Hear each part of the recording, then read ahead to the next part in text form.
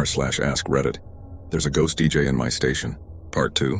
As soon as everyone left the building for the night, I got that feeling like it was there.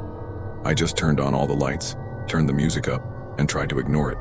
The longer the night went on though, the worse it got. Lights were flashing everywhere. A dot matrix printer in the sales office started going on its own. Something that never happened. And that office was locked. Then, ceiling tiles starting moving up as if someone hit them with a broom handle.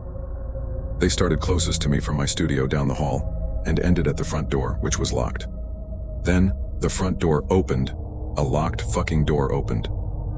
I went down the hall to close and relock it. When I did, I saw through the door window that there was a coffee cup and a cigar on the front stoop. There was no reason for them to be there. On my way back to the studio, I got a big burst of cigar smell, like an invisible smoke cloud, right in my face.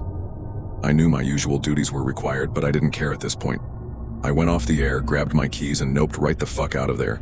I ran to my car, backed up, and looked through the front door. A figure was standing, inside silhouetted in front of the transmitter light.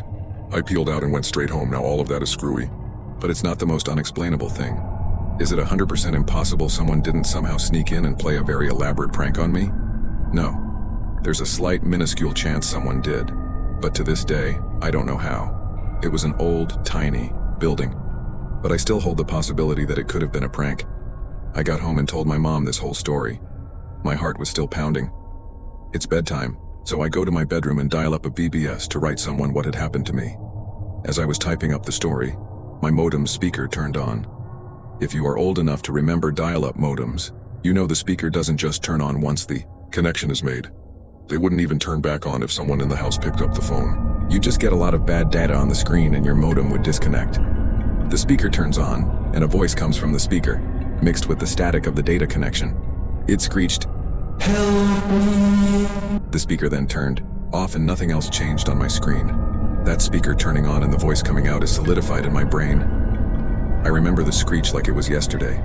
I have no explanation for it.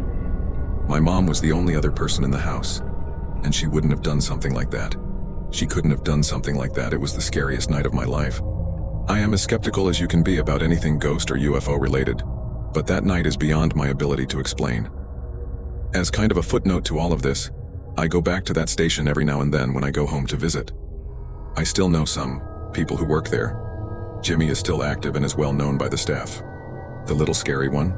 No one else has reported seeing him.